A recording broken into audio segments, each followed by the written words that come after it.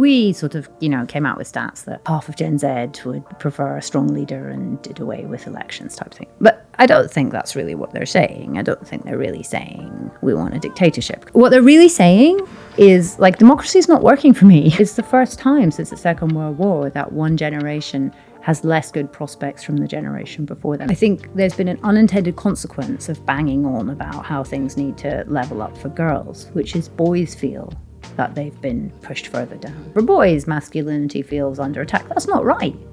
We should be going, what are the great things about that? Yeah. And respecting it and praising it without using the word toxic. Alex Mahon, hello. Hi. It's a pleasure to have you in the PoliticsJOE studio. Welcome. Thank you. For our audience who are video consumers, YouTube consumers, short form video consumers, I think this conversation about changing media trends and particularly Gen Z is a very important one that we are about to have. But first, tell us who you are. Tell us what you do. I am CEO of Channel 4, which for your younger consumers still exists. It's a TV station. Group of TV stations. Well, it's like 10 different channels. Yeah. But we do distribute pretty much everything we make on YouTube as well. And we've been going for about 40 plus years. It's well known in the UK because it's an alternative brand. It does appeal more to young people. It's noisy. It's challenging. It's often in trouble. And it's quite fun to be the boss there. I bet it is. There are sort of Channel 4 moments that loom large in my mind. And the one that's just popped into my head is Jon Snow on live TV. Was he smoking a bong? He smoked cannabis, didn't he, back in the day? It was like early Channel 4 days, I think. I think it was quite late Channel 4 days, but that's Drugs Experiment. That's an important show. We make lots of things. I thought you were going to talk about naked attraction. That's normally what people talk about, if they can admit to it. Everyone's watched it. Yeah. But we make lots of things that are challenging, maybe what you would think a traditional television channel would do. But I think that's quite important. We've got a show coming up called Virgin Island, which is about taking a group of virgins away and thinking about what you would need to do to get them ready to lose their virginity. Why? Because about 20% of 20-year-olds in the UK are still virgins. Now, you wouldn't expect that in a world of hypersexualized content and porn, but actually it's having peculiar effects on young people. So we do all kinds of things like that maybe you wouldn't think we would do, but usually are about something that's going on in society. Yeah, for sure. And I guess, from a media strategy point of view as well, having a point of difference and something to distinguish, whether it's for you guys and a public service broadcast, or whether it's for us in sort of social media content creation, having that USP and a clear brand identity. And it's something that I certainly pick up on in Channel 4's output for sure. We were together maybe 2 months ago now. You were giving a big speech. A great speech. A very, very good speech, Alex, it has to be said, about Gen Z, about consumption habits, about segmentation of audiences. Before I sort of try and offer my own summary of it, perhaps I should just let you, in your own words, say what that speech was about and what it was you were trying to communicate. Yeah, so it's really about revealing research. I'm quite focused on doing research that actually looks at facts and data. The novel approach. Opinion. Yeah, it's not everyone's style nowadays, but I do think it's important because it's particularly focused on what is it like to be Gen Z in Britain today, right? So what is it like to be younger generation? How does that feel? What do you feel your prospects are like? How are you consuming content? How are you finding information? What do you think of as information, right? And we called it truth and trust as the main themes of it. And there were some worrying aspects coming out of it and some interesting things, and I really wanted to explain to older people and people who control lots of the media and lots of companies to think more about having empathy for young people whose prospects are tricky and who've been through a kind of poly crisis and they've had COVID. I mean, you know this well because they're the audience you appeal to, but other people don't always think about it. And then it had a real focus on what is the consumption of news? What's the consumption of information? What platforms are people getting that from? And if we all watch about 5 hours of video a day, what is the difference between how older people watch that? About 2/3 of that is from television and streaming. But for younger people, about 2/3 of it is from social. And what does that mean for the pattern of the information you find? You said some of your findings, or some of the findings in that research, worried you. What were they? What worried you? So the thing that worried me the most was the type of facts you get if most of your consumption is algorithmically generated, right? So kind of four things. If you are getting most of your news short form, it means it's short, so you probably pay less attention. It's done at speed because maybe it's a 90-second clip. So anything that's really complicated, it's hard to provide context. And then the way that algos work is things that are more salacious, things that are more dyspeptic, things that are more noisy naturally attract more attention. And so they move to top of feed. And that has tended to mean more right wing so far. It's not that the left wing couldn't be like that, but they're not doing it at the moment, are they? So that means it will tend to skew more right. And then the fourth thing that I thought was really worrying is when you tend to watch stuff by yourself, often on headphones, right? But certainly quite intimate because it's often on your phone, it's in your hand, it feels like part of you, doesn't it? Then it tends to move you towards more radical opinions, partly because you're watching on your own. So you're not kind of socializing, you're not debating, you're not getting someone else interrupting you saying, I don't agree with that, like this half hour will probably be for me. So you tend to move towards more radical opinions. Now, that has led to more of a gender divergence in opinions between boys and girls, young men, young women. But it's also led to all kinds of effects, like the amount of young men being investigated for terrorism under 18 in the UK has gone up threefold. 13% of the people that MI5 are investigating are teenagers. You know, these are not effects that we naturally think of when we think, oh, you've just been watching a load of nonsense on social. So we have to think about what those effects are. And also, often, even if you intended to go onto platform to do stuff, when you sort of doom scroll, you feel pretty vacuous afterwards. You don't feel great about it. So it also has effects on how people feel emotionally.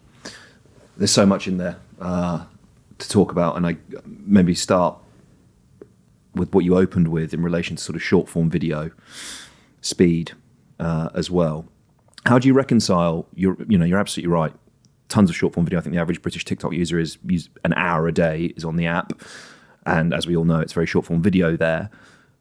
But there's also this other video ecosystem, particularly on YouTube, but within the Spotify player as well, and in other places where hyper long form, I don't know if Channel 4 would consider, a 3-hour long broadcast of just two guys sat in a room talking to each other, right? And yet tens and tens of millions of people tune in for Rogan and Donald Trump, Rogan and JD Vance, Rogan and Elon Musk. When people watch shows on Netflix, they binge watch them quite often for extended periods of time. So there is an appetite, or at least an inclination maybe among some audiences, to be prepared to devote 3 hours to consuming a piece of content. How do you reconcile that sort of short form, long form, almost paradox between those two different formats? Yeah, I mean, I would say, first of all, short form's not bad and social's not bad, right? Yeah. So I'm not saying that. They're great platforms, they're amazing, they lead to loads of consumption. I think actually young people in Britain, teenagers in Britain spend the longest on TikTok per day than any European country. I think it's like 127 or 137 minutes. I mean, it's off the charts. So there are these kind of, if you like, peculiar or opposing trends. Massive consumption of short form, but at the same time, massive desire to find out information. I mean, I say in that speech, young people aren't idiots. They are very media literate. It's a real tendency of old people to go, oh, young people, they're not media literate. What they need to do is teach this in schools. That's nonsense. They're super media literate. They've grown up in a world of iPhones and fast broadband and ubiquitous Wi-Fi and always a device at their fingertips. Hundreds of notifications a day. They're used to being able to check out the news all the time. But you have these peculiar trends, right? Short form, lack of context consumption. And then when interested in something, massive long form consumption, not just 3-hour podcasts. I think the Trump Rogan podcast was like 59 million views on YouTube alone. It's probably gone up since I last looked it up. But also conspiracy theories, like the reading and devouring and belief in conspiracy theories, which take a while to digest, is off the charts. Takes a while. Yeah. The Edelman Trust Barometer just came out. And 70% of people believe that journalists are making stuff up for their own ends. I'm talking like proper journalists in regulated environments. So we do have these opposing things, but what I think they all point to is the desire for information, right? So people want information. They want things that they can believe in. They want things they can trust, and they want to feel they have control. And a lot of that is the search for that. Yeah, I think that control impulse extends not just to the media environment, right? It's a exceptionally powerful political tool. I think Trump weaponizes it exceptionally well in his campaigns. We saw it here in Brexit. It was literally the slogan, right? The Brexit campaign, take back control. It is a very deep, that sort of drive at, it's almost a nostalgic impulse, right? To go, do you know what? There was a time in my life where I felt I had the world before me and I was the captain of the ship and I could steer it in any direction. And now I don't feel that way and I want to go back to the way that it was. Maybe this is a good point to talk about the sort of the makeup of Gen Z and the various groups that you identified in that piece of research, because there are some people who you could definitely say they feel that way about their own lives, right? Yeah, I'm not sure if it's a nostalgic desire to feel that someone's in control. You might regard it like that if you're a student of history, but that's not how most people are operating day to day, is it? Certainly not in my household. I think it's a feeling that you don't have control because economically things are tough. Yes. For younger people, right? It's going to be really tough to buy a house. It's really tough to commute in. If you're in London where we're sitting today, if you're coming from outside of London to commute in, it's really expensive. It takes a long time. You've got people saying, oh, you're meant to be back in the office 5 days a week. It's really hard to find a job. There's 2 million young men who are in NEETs, not in education, employment or training in the UK. That's ridiculous. And it's really hard for them to find a route to positive prospects. So I think the desire for politicians who sound like they're in control is partly because we'd like to feel in control or they'd like to feel in control. But that was not your actual question. So we split up. You can take issue with the framing of it and then answer the one you want to after. It's all right. We split up. We just observed different trends. There was like a group that was about 14% of the 2,000 or so people we looked at, which we called boys can't be boys, like a real feeling that masculinity is under attack. And we should probably talk about that a bit more because I think that's true and it's really important to pay attention to them. 20% that we called the blank slates, like just boys, just disengaged. Again, really, really worrying. 18% that we called zero-sum thinkers, boys and girls, who just believe that, or young men and young women, that for one party to do well, another party must be being damaged. And then there were more positive groups. There were like girl power feminists. There were groups who were quite positive. But it's those three, a kind of boys can't be boys, blank slates, and zero-sum thinkers that I think worried me the most. And actually in previous studies, you've been able to classify by people's tastes or by the groups they work with. But this time it was much more about what are the differences between people's worldviews and how they feel and how do we think about that for those groups. Yeah, let's definitely talk about that, particularly because there's been a lot of research now. It's most prevalent in places like South Korea, but certainly Germany, America. There is a gender divide politically amongst the younger generation in the UK, but it is less pronounced, whereas I think it certainly at the current reading, it looks like men are essentially less liberal than women, but they're not to the sort of rightwards arm of the spectrum. But in South Korea, it is exceptionally pronounced. And downstream of that, you have a country that now has the lowest rates of marriage and the lowest birth rate of anywhere in the developed economic world.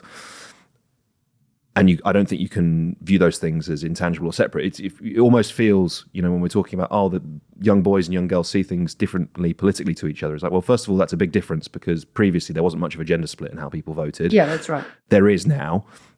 And it's worth paying attention to because, quite typically, people don't always necessarily end up in romantic relationships with people that they politically disagree with. And therefore, downstream of that, you've got all these ginormous demographic consequences, of which we're already seeing, particular pinch points here in the UK as we have an aging population. But what's your point? Well, yes. Where are you going? I don't know where I'm going, so I'm going to go somewhere else, Alex. I've made a bridge for you there. The other bit of research that really struck me, we'll just backtrack a little bit before we talk about boys. You talked about, we found out that there's this greater level of support for potentially strong leaders who don't have to bother with parliaments and elections. And a lot of the media response to that was silly Gen Z or, this is alarming, we need to do something about it. But I don't think really engage with the question, which you have already answered really and spoken about at least a little bit, which is if you don't feel in control, if your economic prospects are poor, essentially the political system is failing you. Why on earth would you be invested in that political system? Right? Yeah, so we sort of, came out with stats that, half of Gen Z would prefer a strong leader and did away with elections type thing. But I don't think that's really what they're saying. I don't think they're really saying we want a dictatorship, because of course it all depends on how you phrase the question. But I think what you're really seeing evidence of there, and I was a bit disappointed by the way the media portrayed that as silly Gen Z, although I accept I am a member of the media. What they're really saying is like, democracy is not working for me. And that's true in Britain, isn't it? If you think of the last 10 or 20 years, regardless of which party the government is, that generation haven't seen a positive impact of democracy for them. We talked about the crisis they've been through. COVID is a massive disruption in their lives. It's a much bigger proportion of their lives. It was horrendous for me because I was trapped at home with 4 small children. But it was a smaller period of my life, and it didn't really interrupt my economic earnings or my potential, but much more for them. And then, so they're not seeing that kind of pay off for them. They're not seeing democracy sort out the problems in the country. Hopefully they will.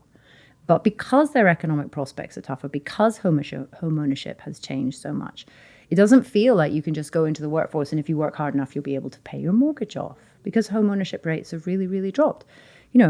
Half of young people in their 20s are still living at home with a parent, and no matter how many like mashed avocados and coffees you give up, that's not going to change that prospect. So it's the first time since the Second World War that one generation has less good prospects from the generation before them. So I do think we need to think about that's the root of that democratic disengagement. Yeah. I figured out how to ask you about boys. You had a really interesting part of your previous answer. You said that that group of young boys feel attacked and that you're inclined to agree with them. Talk to me about that. And I think the operative word is probably actually attack, because when we look at facts and objective realities, this idea that, sort of feminists are on the up or feminists have it too good now doesn't necessarily stand up to the greatest amount of scrutiny, does it? Yeah, well, as a feminist, I'm not sure we have it too good now. I'd love to get to that stage. Look, I think there's a whole load of things going on here. And if you read, as I know you and I have both read, the Centre for Social Justice's report that came out recently on lost boys, that was really source of kind of rich facts and data on this. And I talked in our Gen Z research about lost boys as a general trend. And what does that mean and how does it feel? So I think we've done a great job in fighting for better prospects for girls over time. We're not there yet. Like if you look at the number of female CEOs in the FTSE 350, it's dropped over the past 5 years, not gone up. So the world of work is still quite geared at the top end to powerful men. But the world of education is now, girls are doing much better in it. So if you look at age 19 in the UK, I think 54% of girls are in further education, only 40% of boys. And for the first time, we've seen girls go into the workforce about 3% ahead of young men. So we've seen those changes, but that's not like fixed. I'd be delighted if it was fixed, but it isn't. And that will always be complex to fix because you've got the biological clock alongside the career clock, and they tend to be opposite to each other. But I think there's been an unintended consequence of banging on about how things need to level up for girls, which is boys feel that they've been pushed further down. And in fact, boys feel that there aren't positive pathways for them, and we don't have positive role models for them. 50% of kids in the UK are living in a home with only one parent, which often means that the father is absent in the home day to day, which means they don't have that positive masculine role model on a daily basis. And we see this in the stats that come out about how young men's prospects are not as good as they once were. And this is particularly true for white working class young boys. Yeah, it's striking to hear you use that phrase role model, because you remind me, one of my colleagues, Laura Beveridge, was in Luton recently chatting to people about Andrew Tate, and of the people that were prepared to speak to her about him, and a lot weren't, the phrase that quite often came up was role model. I think it's good that he's outlining a positive vision for young men. Now, parking, sort of going on a bit of a rant and a critique of that I don't believe Andrew Tate represents a positive role model for young men, I do think the use of that word is instructive, and that actually being a role model is the thin end of the wedge that gets you in, gets you watching his content, gets you watching his videos. Other influencers and thinkers have done it. Jordan Peterson, if it's just, just make your bed, you think, well, that's a sensible piece of advice, I can follow that. And then you end up delving into the ideology in a different way. But he does, not to my taste, to say the least, but is someone who's celebrating masculinity. I mean, I think that's what we've got to look at, is where are the people celebrating masculinity? Where are the people saying, what are the positive aspects of that? Where are people saying, we respect masculinity? We can't blame men for being men. I mean, that's complete nonsense. But that's kind of some of the media output and headlines, what they seem to men to be saying. I was looking up before I came, what are the aspects of masculinity? And they're about courage, they're about resilience, they're about competitiveness. These are all good things. These are the traits of masculinity. In a lot of my work about trying to get women more senior in the workplace, we're telling people to be competitive and resilient and have courage and be brave. And so my fear is that we've skewed away from praising those things. And so for boys, masculinity feels under attack. That's not right. We should be going, what are the great things about that? Yeah. And respecting it and praising it without using the word toxic. Yes, absolutely.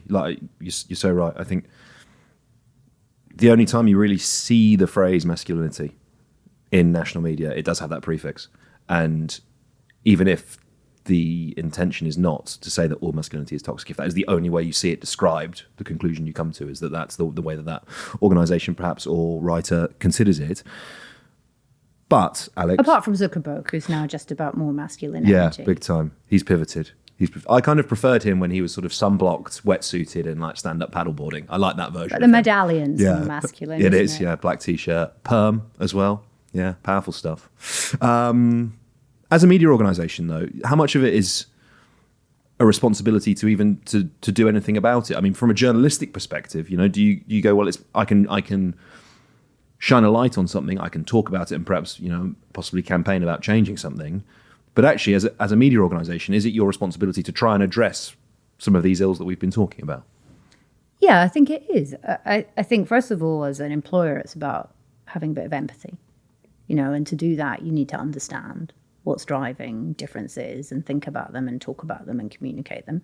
So that's a lot of what this research is doing. And also that means we can communicate it to advertisers and to marketeers and to how they run their companies and how things appear in their ads as well. That is important because all the stuff on screen really affects what people think and how they behave. And then it's thinking about how you address these themes in the shows we make. I talked about Virgin Island. We've got a show coming up called Honesty Box, which is about using AI to check whether you're lying or not. It's the opposite of kind of Tinder, right? It's the opposite of using dating apps to find people and then realizing who's lying. Even, Naked Attraction, which you want to talk about Naked Attraction. It's my favorite. It's one of my favorite shows. I've yet to meet a politician who hasn't watched it, but they often act like they fell on the remote control by mistake and switched it on. But what is that? It's like saying if you pick people just based on what they look like naked, turns out it's not a very long hookup. That's the point of those shows. So often we're making shows that may sound crazy, but they're trying to address some of those themes of what is going on in society. And is this really the direction that we kind of want to go in? Because you'll find people sort of rejecting those ways of operating over time. And I really believe that young people are very smart and they will find ways of finding true information. And our job is to make it easier for them to identify what is actually fact-based information. And also to be clear that truth is an absolute concept. It's not a relative concept. It's not like, I'm going to pick this truth and I'm going to pick that truth and then let me decide what truth is. I fundamentally disagree with that. So I think we have to do work as the media to also make it easier for consumers. That's an interesting point because, okay, what do we include within the media? I think big tech platforms very definitely fall into that category, probably more specifically the social media companies, but nonetheless, And I think they're at the opposite end of the spectrum to a public service broadcaster, right? Whereas you very clearly have just outlined a sense of responsibility and, dare I say, even moral duty to address some of the issues that we're talking about right now. But I don't believe those social media companies have that responsibility. I don't think they're incentivized to do anything about them. And the question behind all of it, I guess, is, are they even compatible with creating a healthy, safe, civil discourse, and even downstream of that, perhaps, society? Like, can those companies, as they exist right now, be said to be improving the quality of life of the people that live in our societies as we know them right now? Well, they're not all the same. YouTube is not the same as X. Stop myself saying Twitter. Not much is like X these days. Snap is not the same as TikTok, right? Yeah. None of the people who listen to you are on Facebook, right? That's for the very elderly. But, they're not all the same. Yeah. Some of them do try harder than others. Some of them have different regulation that they've put in place, their self-imposed regulation and rules. So I don't think we should class them all as one. Yeah. Right? That's really clear to me. And also we need to think about the really positive things. So if you're like watching YouTube stuff about Roblox, you love it. If you're watching YouTube stuff, I don't know. I don't think you're a golfer, so I don't really know what your passion would be off this. You're probably watching like political history on YouTube. Yes. And then you love that, right? So let's bring really positive stuff into your life. Yeah, so it does, I don't think we should denigrate this. And also, the truth is, that's what people are. That's what they enjoy. The challenge is on regulated, fact-based, information-based, non-opinionated, duly impartial media like the one I run, to work out how we make stuff work on those platforms, right? So we've done that with the news, now small Channel 4 commercial break. We've done that with the news when we do our TikTok stuff from Channel 4 News. It's 1 billion views. Yeah. That's really difficult for an old school media organization to work out how to do, but it's not impossible. We just have to make the images thumb-stopping from first image, make it exciting, and we can do that with difficult, if you like, clever content. Ukraine, Israel, Gaza, environment, UK politics. We can do that really well, but we have to work hard in our organizations to adapt, not pretend that people are suddenly going to start going to the shops to buy a physical newspaper and switch back to the old ways of watching telly, or say, hey, let's find out what happened today. We'll wait till 10 o'clock when the news is on. That's not going to happen. Maybe not asking you this as the CEO of Channel 4, but what do you think constitutes a healthy relationship with social media? Well, I can't not answer questions as the CEO of Channel 4. Because I am. Because we're on air. An idiot. What's the CEO of Channel 4's perspective then? I think, what do I think? I think we need to be really careful for adolescents at the period of development, which is a very nervous, difficult time in life when you haven't really worked out who you are, or how you feel about yourself, or who your friends are, or what your sexuality is, and what your self-image is, right? That's a difficult time in life. And it is exacerbated by constantly being able to look at an endless stream of images of people who are pretending to have it perfect. It doesn't make me feel good. And it would make you feel even worse if you haven't sorted that all out yet, right? Prefrontal cortex is not finished its development till maybe 23, 25, right? There's a long period. So I think one should be cautious as a parent about the impact of that on your children, and one should regulate the time spent on particularly Instagram, Snap, TikTok, until you're through a period where you feel more confident about yourself. It's not the same for every child, but that's the bit that worries me. And a lot of parents, because they don't have the time or they're not digitally literate, don't really know what's going on those platforms. So they don't know how to put the controls on about people contacting you. They don't know how much time their kids are spending. They don't know that like 1 in 10 kids under 10 in the UK has seen violent porn already. It's violent video porn, often with strangulation in it, often with what we might call abnormal sex acts. Maybe they're normal now. But, under 10-year-olds shouldn't be seeing that, should they? No. Under 13-year-olds shouldn't be seeing that. That's leading to a hypersexualized kind of environment. It's having all kinds of impacts, particularly on young men, but also on young women.